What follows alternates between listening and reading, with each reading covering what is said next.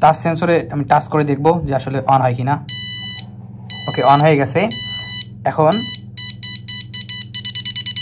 এই যে এখানে একটা জিনিস দেখেন, এইটার আমি ডিস্টেন্স যত বাড়াবো, এই দেখেন এখানে দেখাচ্ছি, এইখানে আমি এতদূর ডিস্টেন্সে রাখলে একরকম সাউন্ড, আর একটু কাছে নিলে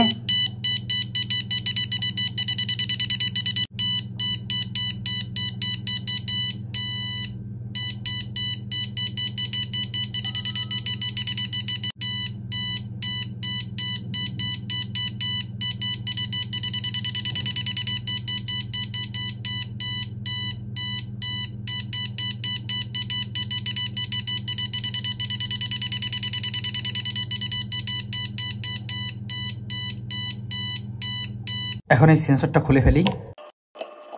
এই তো সেন্সর খুলে ফেললাম। এখন আমি মোশন সেন্সর, অর্থাৎ এটার নাম হচ্ছে PIR সেন্সর,